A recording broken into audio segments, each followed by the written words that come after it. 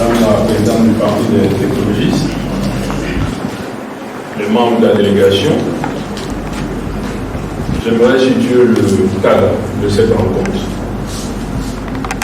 Le Premier ministre Pascal Affi-N'Guessan, président du Front populaire ivoirien, est aussi le président de l'Alliance des forces démocratiques, qui est une force de gauche qui impacte fortement dans la dynamique sur le paysage politique ivoirien.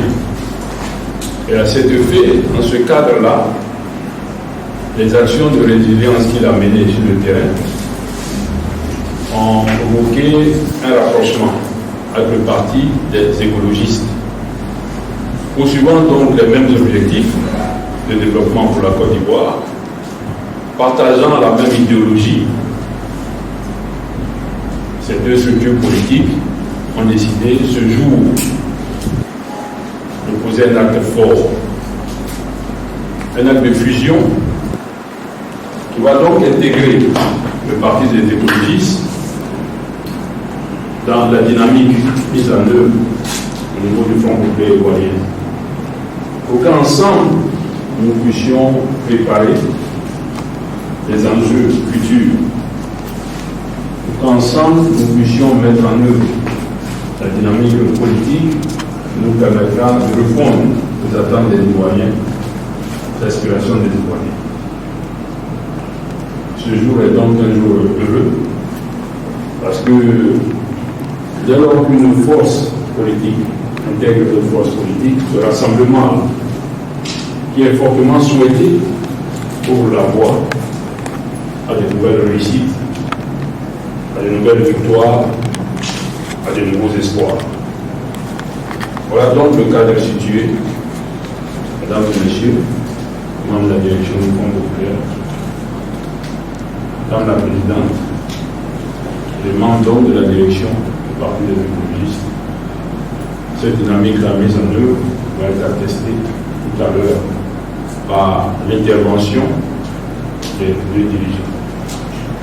Voilà ce que je voulais dire et vous remercier d'être ici, déjà chez vous, en attendant que des voix plus autorisées en attestent. Madame la présidente, madame la présidente, voilà donc le point introductif. Alors, je me tiens debout, pas parce que je suis une femme, mais je suis en face de mon aîné, son Excellence le président Pascal Affi-N'Guessan, président du FPI. Et donc, chez nous, au village, quand tu parles à ton aîné en assemblée, quoique chez nous, les femmes n'ont pas tout le temps la parole en assemblée, et donc on se tient debout, donc permettez que je me tienne debout, monsieur le président. Au CJD, on dit compagnon de lutte. On n'a pas l'habitude de dire camarade, donc il suffit que je dise pour aujourd'hui compagnon de lutte. Alors, chers amis, chers camarades, chers compagnons de lutte, aujourd'hui est un jour solennel. C'est le premier jour du mois d'août qui consacre le début de la deuxième partie de l'année. Et donc, nous sommes ici pour marquer notre attachement au FPI, qui est quand même le grand fleuve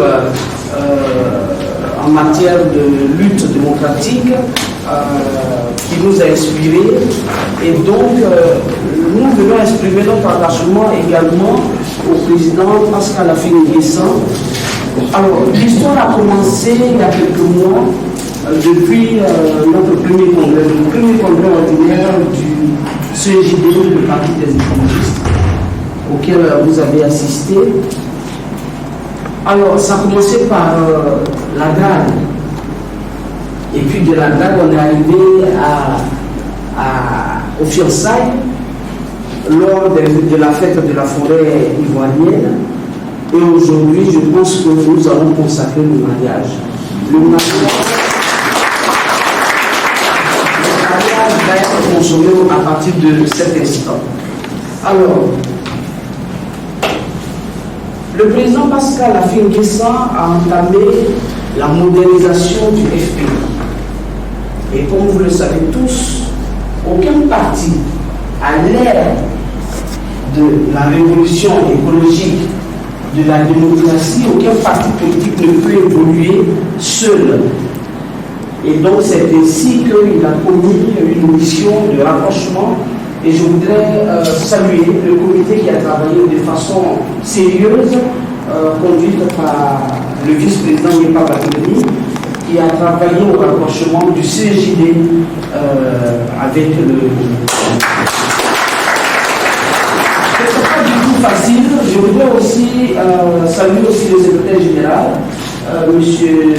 Sangare, qui a aussi fait partie du comité de haut niveau. Ça n'a pas été du tout facile parce que nous avons nos habitudes, nous avons notre éducation écologiste. On était un peu accrochés à quelques feuilles, quelques racines et ils ont réussi à nous décrocher. Alors nous sommes engagés parce qu'il s'agit d'un parti socialiste, il s'agit d'un parti de la gauche. Et donc, fondamentalement, notre idéologie est une idéologie de la gauche. C'est vrai que nous sommes du centre-gauche, mais c'est tout à fait normal que ceux qui sont de la gauche se retrouvent et échangent sur la vision, sur des projets ensemble, sur des projets généraux. Et donc, nous avons accepté finalement, après vous avoir convaincu, messieurs, l'animateur, je dis animateur, pardon. Le modérateur a dit tout à l'heure qu'il n'y a que les hommes qui accompagnent Mme Joukoujou. Non, les hommes, il n'y a pas que les hommes, il y a aussi des femmes, mais pour la circonstance de ce matin, quelques femmes, enfin, les responsables des femmes n'ont pas pu se déplacer. C'est pour ça que vous voyez que les hommes sont là. Mais vous serez débordés. Vous serez débordés. Vous aurez l'embarras du choix. Alors donc, nous sommes venus, nous avons accepté de venir. C'est pour partager la vision, l'avenir de la Côte d'Ivoire dans un projet fiable. Et donc nous avons accepté ce rapprochement parce que nous avons un leader qui est réaliste, qui se penche sur la réalité du vécu quotidien des Ivoiriens. Et ça nous intéresse. Parce que l'écologiste, il est avant tout socialiste. Et comme à l'image de nos partenaires occidentaux, les écologistes se sont accouplés, entre parenthèses, aux sociodémocrates et tout ça. Et donc ici en Côte d'Ivoire, c'est pour ça que je parlais de modernisation du parti, c'est pour cela que nous avons accepté de marcher ensemble dans cette dynamique. Nous avons des acquis que nous allons verser pour que en 2020, nous travaillons sérieusement à la victoire du FPI, à la victoire des écologistes également, à la victoire du président Pascal Bouvier.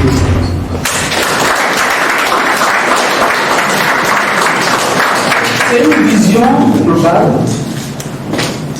Chaque vision a ses hommes. Nous sommes là pour travailler à cette vision. Il y a les moyens de la vision, mais je le dis souvent, ce n'est pas une histoire de coquetterie. Nous sommes là pour des résultats probants. Et donc, notre parti est un outil de lutte. Nous avons lutté, ils savent, ils peuvent vous le dire en aparté, si vous leur donnez l'occasion. Combien de fois nous avons lutté pour nous positionner à ce niveau-là? Parce que je crois que nous avons beaucoup de choses, nous avons des acquis. Et ce sont ces acquis-là que nous allons apporter pour que la victoire soit certaine en 2020.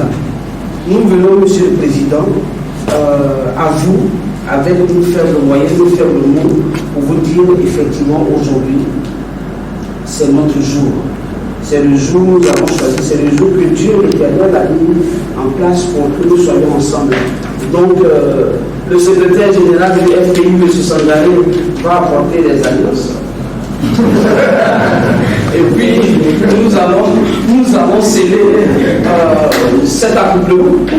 Et donc, voici. Alors, je suis accompagné ici de plusieurs personnes. C'est pas tout le groupe. C'est pas tout le groupe, mais les plus emblématiques, je vais vous les présenter à messieurs les vice-présidents. Alors, ici, à ma droite, tout de suite, j'ai monsieur Balé Boabré Michel, qui est vice-président chargé de la planification stratégique. Merci. Merci. À sa suite, c'est le secrétaire général, M. Gébi Landry. Après lui, le secrétaire général adjoint, M. Dobré Hervé. Après M. Dobré et M. Mangwa Loukou, secrétaire général adjoint chargé de la formation politique. J'ai pas encore dit tout. Donc, après M. Loukou, il y a M. Kwame José Trésor, qui est le trésorier général.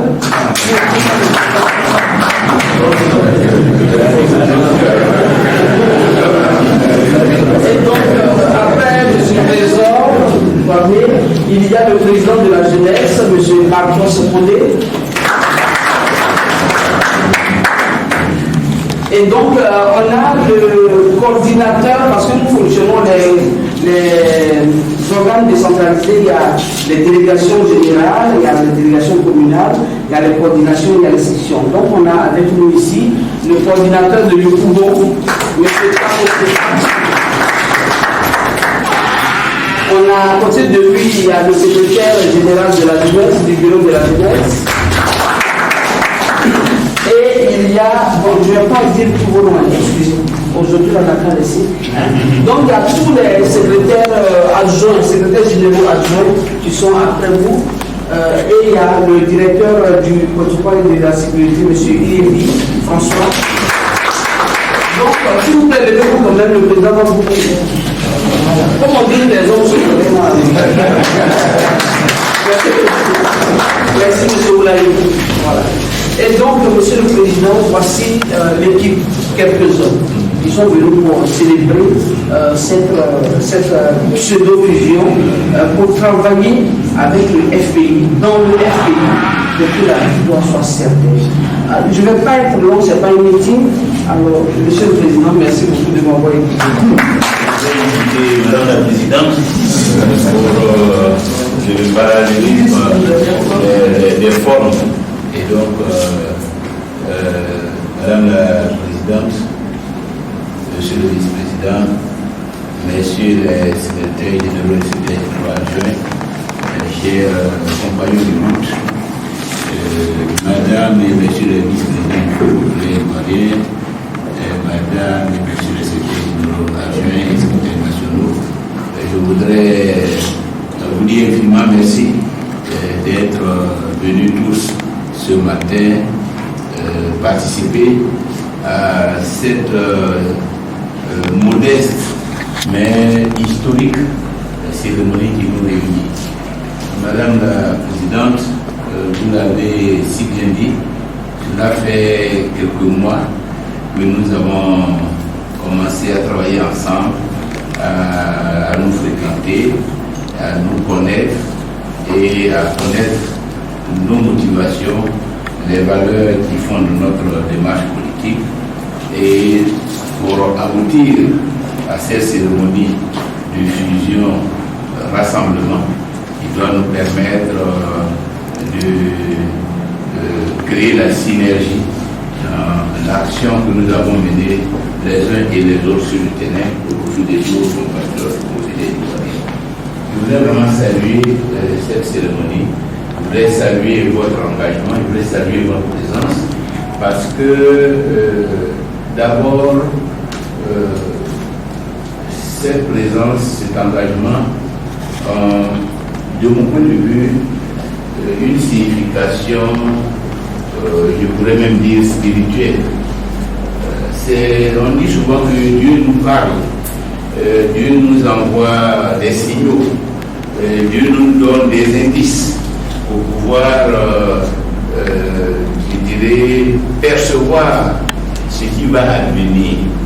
Mais nous, les hommes, ne sommes pas suffisamment attentifs, absorbés par nos préoccupations quotidiennes, par les exigences de la vie de tous les jours. Nous ne percevons pas ces signes, nous n'accordons pas suffisamment d'intérêt à ces signaux, nous ne les intégrons pas suffisamment dans nos analyses et dans nos réflexions, de sorte que parfois nous sommes surpris des événements qui se produisent alors que depuis peut-être plusieurs mois, plusieurs années, Dieu nous envoyait des messages pour nous avertir de ce qui va advenir. Et je considère que ces cérémonies s'inscrivent dans ce processus de signalement, de signalisation. À un moment où les Ivoiriens s'interrogent sur les forces politiques qui vont décider la Côte d'Ivoire de demain, à un moment où nous-mêmes, nous recherchons, je dirais, à tâtons, la formulation et la formation d'une grande plateforme de toute l'opposition ivoirienne pour aborder 2020 avec toutes les chances de succès, à un moment où on note même qu'au niveau du Front populaire ivoirien, il y a aussi des remue-ménages en termes de vision, en termes de démarche. Enregistrer l'arrivée du Conseil des écologistes pour la justice et le développement, enregistrer l'organisation de ces cérémonies me paraît être un signe fort, un message fort par rapport à l'avenir. Parce qu'on aurait pu, vous auriez pu attendre, vous auriez pu vous dire, mais les choses ne sont pas assez nettes. On ne sait pas dans quelle direction la Côte d'Ivoire va avancer. On ne sait pas quelles sont les forces politiques qui vont émerger de ce magma, de cette confusion, attendant de voir avant de nous engager. Vous auriez pu vous dire, mais pourquoi nous-mêmes ne profitons pas de ce contexte où les Ivoiriens s'interrogent sur les hommes politiques sur lesquels ils peuvent compter demain pour sortir de la situation de crise politique, économique et sociale dans laquelle ils se trouvent. Pourquoi nous ne nous positionnons pas comme la force alternative, comme les hommes de l'avenir, et donc rester dans le cadre du CJD et aller à la rencontre des Ivoiriens. Mais au lieu de tout cela, vous avez accepté de nous rejoindre. Vous avez accepté que nous nous rejoignions de manière à constituer une force plus grande. Je crois que c'est un message fort. Cela nous réconforte. Nous, parce que cette démarche signifie que nous ne sommes pas loin de la vérité. Cela signifie que nous constituons toujours une espérance. Cela signifie que le travail que nous faisons est perçu positivement par d'autres compatriotes, par d'autres leaders politiques. Cela signifie que nous ne sommes pas seuls à croire à la victoire en 2020. Cela signifie que à travers les Ivoiriens nous ont confiance et sont prêts à s'engager avec nous pour l'alternance en 2020. Et c'est cela qui nous réjouit en un tout premier. Nous savons aussi que cela est possible parce que le CJD a à sa tête une dame de votre âge, Madame la Présidente.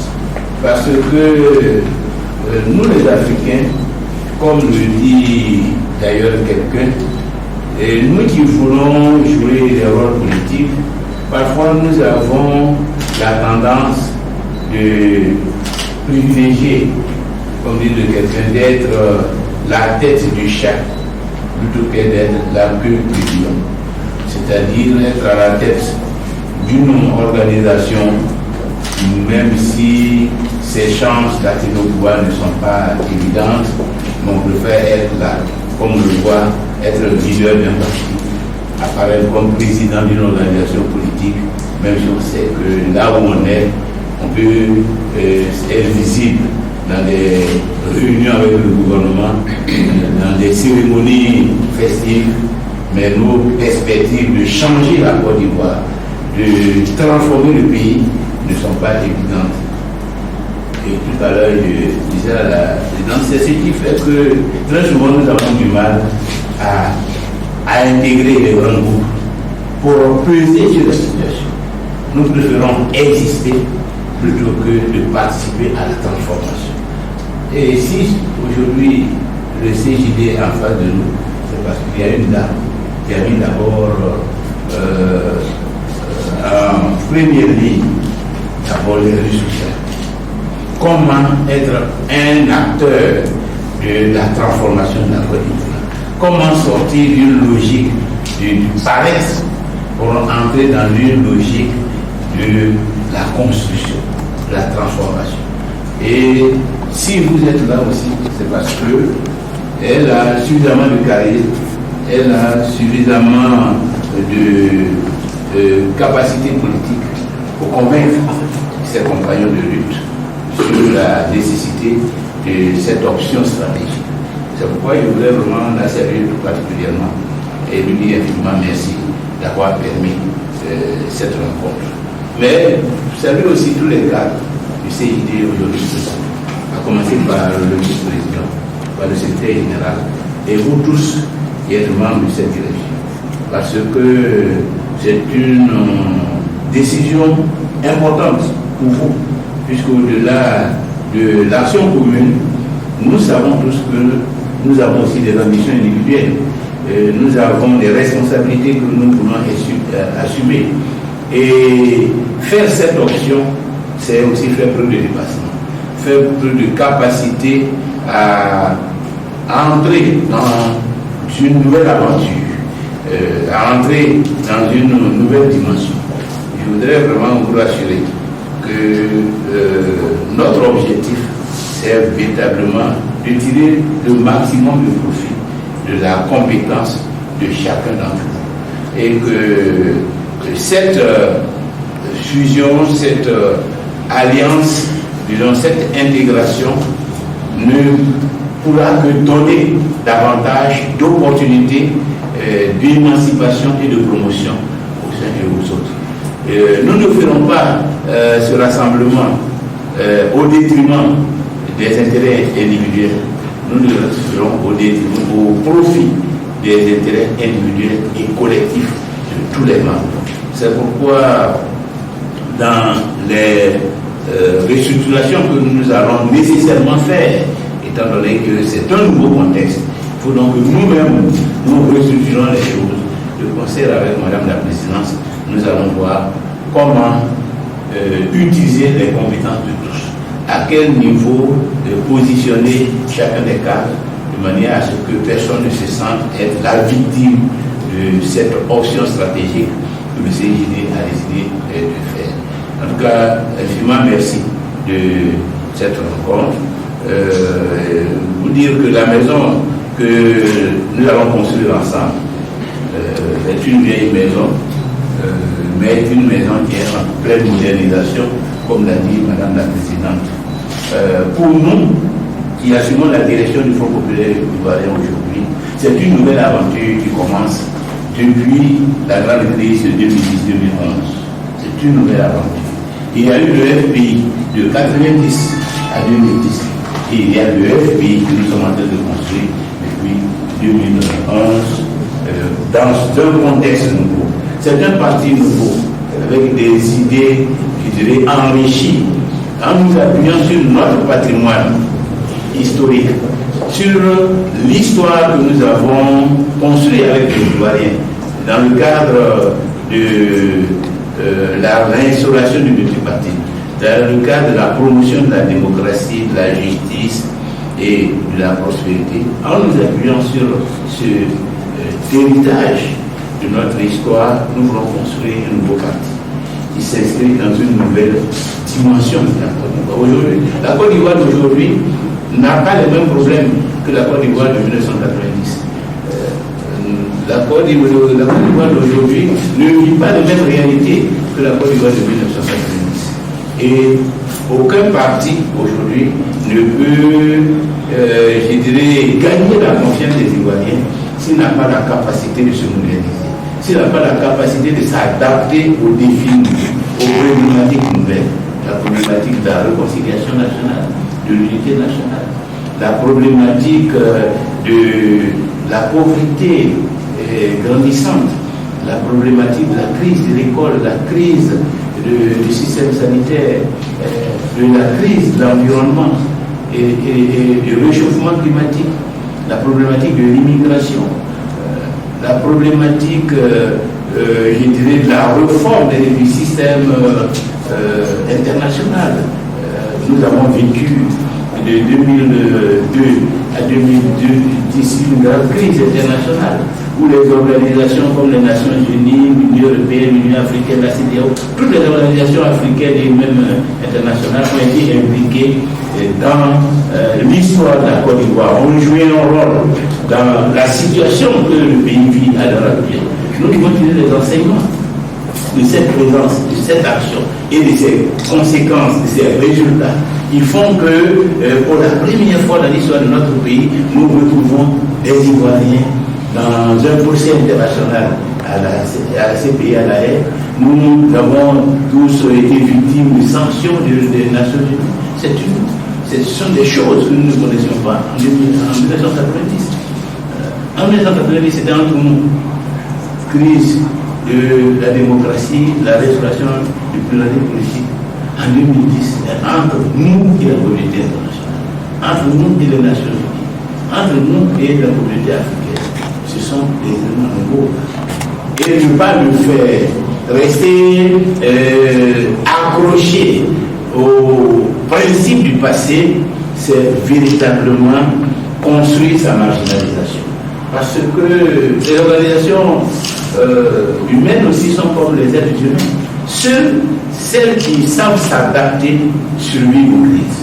Si vous ne savez pas vous adapter, la crise vous emporte. Et c'est le défi important que le Front populaire ivoirien a relevé. S'adapter, c'est se moderniser. S'adapter, c'est tirer des enseignements des échecs du passé, savoir s'appuyer sur les succès du passé. Et c'est dans cette dynamique-là que le Front populaire ivoirien aujourd'hui est engagé.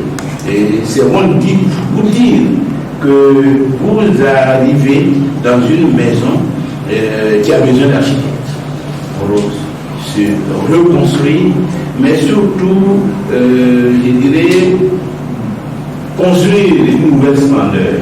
Construire une nouvelle splendeur. Et donc, chacun est le bienvenu. Chaque compétence est la bienvenue. Et nous avons une culture aussi de les relations entre compagnons de lutte, entre camarades de lutte. Nous avons une culture du débat démocratique. C'est un parti de la modernité. Et je voudrais vraiment vous dire encore une fois, bonne arrivée dans votre maison commune, dans notre maison commune, et que cette alliance consacre la victoire du Front populaire ivoirien en 2020. Je vous remercie.